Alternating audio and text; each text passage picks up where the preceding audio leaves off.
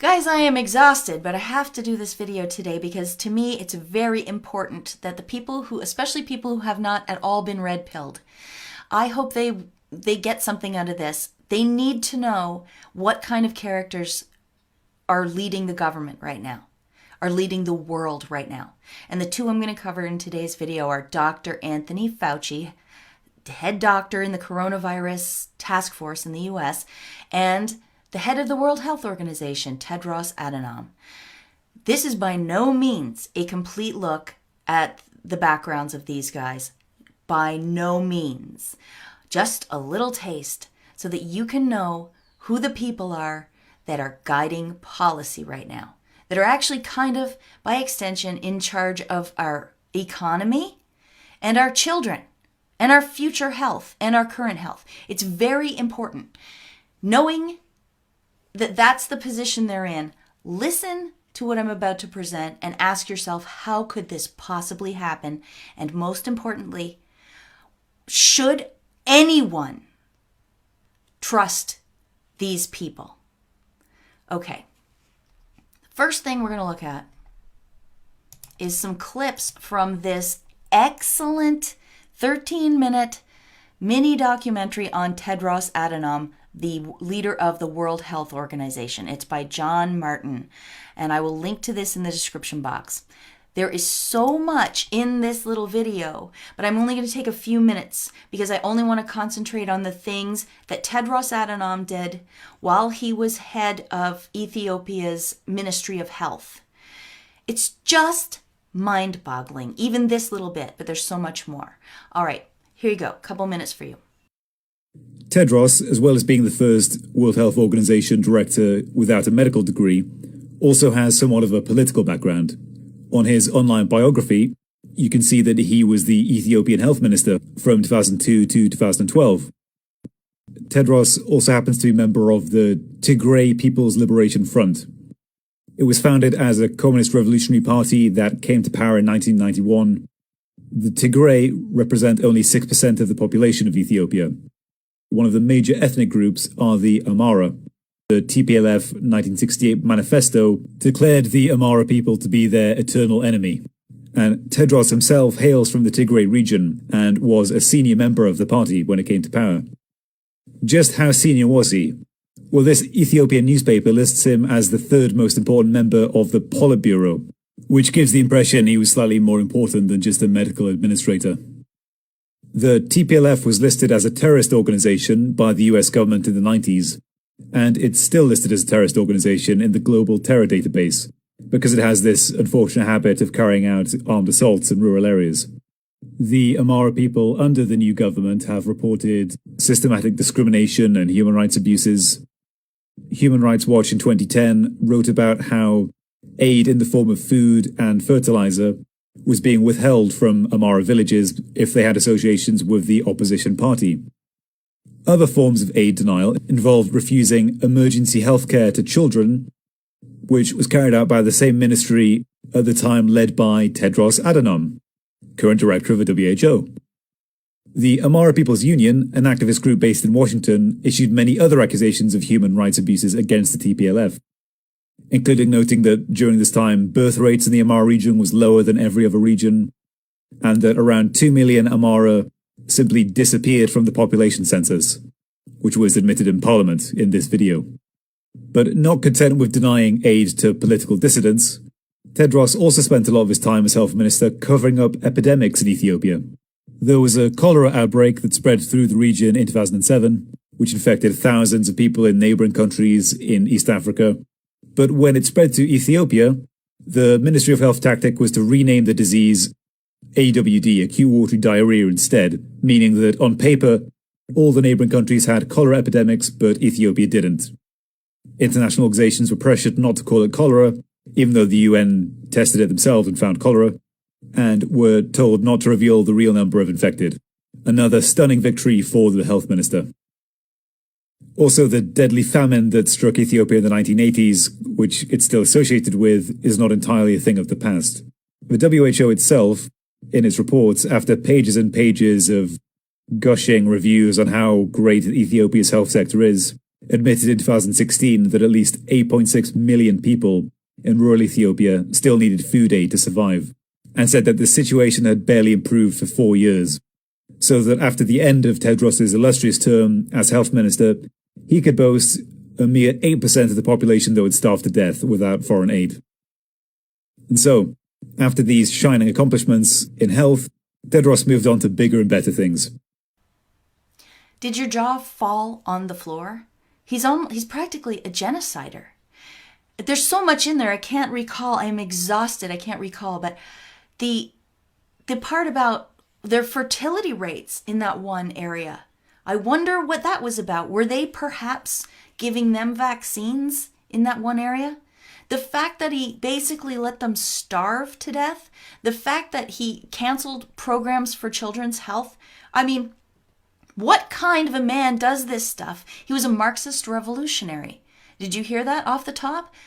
He was in an organization that is a listed terror organization. Bearing all that in mind, how did he become head of the World Health Organization? Can you understand how broken a system must be, how corrupt to the core a system must be to put that man in charge of the World Health Organization? And now there he is at this moment in history for the pandemic. How can this be happening to us? I know how. It's been a very, very long, perhaps 100-year plan to subvert important positions and to carry through with a revolution that they started a long time ago. So that's one thing. Tedros Adhanom, you've just seen a little bit of how bad this guy is. And I strongly encourage you to go watch the rest of that documentary about Tedros Adhanom, 13 minutes of your life. Please go watch it. The guy's got all the sources in the description box below. You've seen how bad he is. Now, listen to Dr. Anthony Fauci, head of the Coronavirus Task Force. Listen to him talking about Tedros Adhanom. Tedros is really an outstanding person. I've known him from the time that he was the Minister of Health of Ethiopia. I mean, obviously, over the years, anyone who says that the WHO has not had problems has not been watching the WHO. But I think under his leadership, they've done very well. He has been all over this. I was on the phone with him a few hours ago, leading a WHO call. Transparency, sir? No, I'm not talking about China. You asked me about Tedros. World Health Organization praising China for its transparency and leadership on their response to the pandemic? You know, I can't comment on that because, I mean, I don't have any viewpoint into it. I mean, I don't even know what your question is. Right. He's an outstanding guy. He's wonderful. He's good. He likes him. Dr. Fauci respects Tedros Adhanom. Is he stupid? Maybe he just doesn't know, because maybe nobody's told him, because the journalists and reporters in this country, in this Western world, in the English-speaking media, they fail and fail and fail. A little more on Dr. Fauci. In this article from Science Speaks Global ID News, on May 17th, 2011, we learned that Dr. Fauci has been involved in the AIDS epidemic from the beginning. And it was just through luck that this Morbidity and Mortality Weekly report landed on his desk and reported 5 gay men from LA, otherwise healthy, presenting with this strange pneumonia. And so he got brought right in at the very beginning of the AIDS epidemic. Further in this article from Global ID News, we learn that Dr. Fauci was working with someone in his lab. I employed someone to help me out, a fellow in my lab, Mark Dybel, who later went on to become the U.S. Global AIDS Ambassador. They're the ones that presented the proposal for $15 billion over 5 years to start PEPFAR, the U.S. President's Emergency Plan for AIDS Relief. Who holds that post right now? Deborah Birx does. So Fauci's lab assistant, Mark Dybul, ended up being the first global ambassador on AIDS and chairman of PEPFAR, and now Deborah Birx is in that position. Isn't that funny? Weird. What's Mark Dybul doing now? Well, now he's still involved with AIDS in a different organization, and here's an article from February 2019 from something called Strategic Health Diplomacy, and he's giving an interview. He says that they should double down on the commitment to fight HIV/AIDS. Why do they need more money? Well, Mark Dybul tells us himself. We have more data showing no reduction in rates of HIV among young people for the past 15 years. That is a failure of HIV programs. They need more money to do nothing, to fail. Mark Dybul is now the executive director of Global Fund to fight AIDS, tuberculosis, and malaria. So no wonder he wants more money. You remember this? You remember the circle of fraud?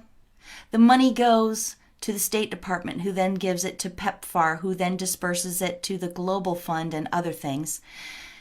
The Global Fund is overseen by the UN, who will not let anybody properly audit what happens to this money. So Mark Dybul went from PEPFAR to the Global Fund. He is deep, deep, deep in the circle of fraud. And of course, none of this could happen without people like Tedros Adhanom and the World Health Organization pushing, propagandizing everyone, lobbying politicians, making rules in their overseeing global government body that help funds and scammers that pretend to treat people with HIV/AIDS to get more money from the governments. And the US government is 90 billion or so taxpayer dollars into this thing already. And now here comes the director of the Global Fund saying we should double down on the commitment. I just want to point something out. This Global ID News, why are they talking in 2011? Why are they talking to Dr. Fauci, who is an expert on AIDS? It might be because they had long-range plans and medical treatments, and especially injected medical treatments, would eventually lead to Bill Gates' current plan, which is to add ID chips into vaccines. ID 2020. I covered it in a previous video. One more thing about Dr. Fauci, and then I'll let you go. This is from 2013. Striving for the AIDS endgame, translating research promise into public health success. And he just talks about the people that are involved in PEPFAR. Again, President's Emergency Plan for AIDS Relief, Global Fund to Fight AIDS, Bill Melinda Gates Foundation, Clinton Health Access Initiative, and other programs. So I'm showing this to you to point out that there's more piggies at the trough, and as usual, it's the Clintons and Bill Gates, and of course the Global Fund, which I just talked about. I don't know how many of you know that along with the Clinton Foundation, they've got all kinds of other foundations like CHI, the Clinton Health Access Initiative, and then there's I can't even recall them. My brain is so fried right now. But just look it up. It's not just the one foundation. The Clintons are involved in everything. Everything. And just as I was coming to put this video together for you, someone pointed this out to me. President Obama is weighing in on a live chat with Steph Curry and Dr. Deep State Fauci. So there you go. Obama. And Obama's in this too. He promotes Bono's organization called RED, which is part of this whole network that I've been talking to you about. I mean, guys, it's exhausting. And I feel that it's truly difficult to cover this subject because it's like you have to tell the whole story in every video for people to get the true picture.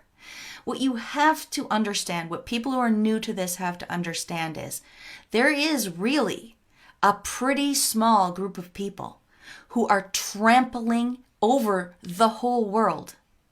They really are. They are all connected. They have these foundations and they all donate to each other's foundations. And they all have multiple underling NGOs that they donate to, but really they control. And who knows? Who knows what those things are getting up to? That's exactly what we can't audit through this program right there. And add insult to injury, of course. All of these foundations are tax-free virtually and opaque. They are not subject to scrutiny in the ways they should be. So basically, we've got a case of oligarchs begging the government for taxpayer funding that they then take and put in foundations, and they use it as strategic investments to boost their own personal wealth. Literally, that's what they do. And what they're doing right now with obvious scammers like Ted Adhanom, with human rights violators like Tedros Adhanom, is they are creating a new vaccine marketplace, complete with controlling the tests, which will tell you whether or not you have a positive or negative result, and then the treatment, and then the vaccine to prevent another outbreak. Who's doing the tests? Who made the tests? How can we be sure they aren't giving tons of false positives? How can we be sure they aren't just trying to scare us to death so that they can build a new multi-billion-dollar market? Just reflect on how horrifying of a person Tedros Adhanom is. And the fact that Dr. Fauci thinks he's a great guy. Think about Dr. Birx, Dr. Fauci, and this Mark Dybul. All of them involved in the same little incestuous circle of fraud. Sorry for yelling. This is their baby. This is how they make money. This is actually their job. None of them are actually doctors. None of them actually care about you. That's their scam. And they're doing it in full view of everybody because they've got the media under control. Okay, everybody. I'm going to stop talking now. Normally here I ask you to support my work through PayPal or through going to my website and getting my P.O. Box address. But you know what? I'm going to be here no matter what. And I think maybe it's time for a break on that. Everybody, unless you can afford it, I appreciate your thoughts, prayers, comments, and letters so very much. Somebody sent me a sampler, an embroidery sampler that their wife had made. God bless you, sir. I burst into tears opening that up. It's so beautiful. And I know how much you must have treasured it. And I will too. So guys, I'm emotional, yes. And I'm exhausted. I'm so exhausted. I just want to thank you very much for your contributions. But please, unless you can afford it, don't send anything. We are in a weird time. Keep your money right now, okay? Keep it. God bless you all. God bless you all. And we are going to get through this. We are going to get through this. But the normies, the people who haven't been red-pilled, they need to know the criminals in charge. They need to know. Until next time, peace out.